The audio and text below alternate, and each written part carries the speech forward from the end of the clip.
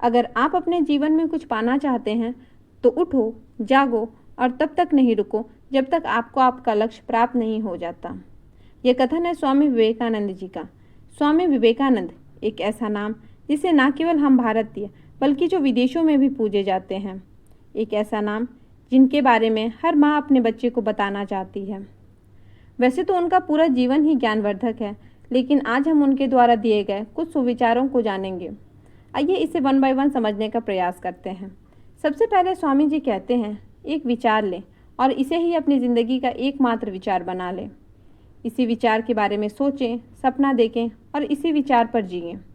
अपने मस्तिष्क, दिमाग और रगों में यही विचार भर लें, क्योंकि यही सफलता का रास्ता है और इसी तरीके से एक साधारण पुरुष एक महान व्यक्ति बन सकता है।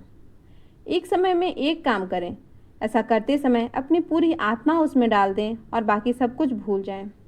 हमेशा याद रखें, पहले हर अच्छी बात का मजाक बनता है, फिर विरोध होता है और अंत में उसे स्वीकार कर ही लिया जाता है। एक अच्छे चरित्र का निर्माण हजारों बार ठोकर खाने के बाद ही होता है। इसीलिए ठोकर खाकर घबराएं नहीं, बल्कि अपने चरित्र निर्माण पर काम करें। एक बात जो आपको कभी नहीं भूलनी चाहिए वो है खुद को कमज़ोर समझना।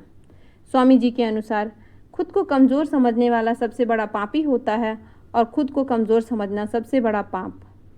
हमेशा याद रखें, सत्य को 1000 तरीके से बताया जा सकता है, फिर भी वह एक सत्य ही रहेगा।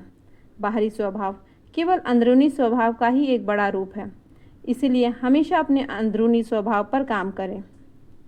स्वामी जी कहते हैं, शक्ति जीवन है, निर्बलता मृत्यु, विस्तार जीवन है, संकुचन मृत्यु, प्रेम जीवन है और द्वेष मृत्यु।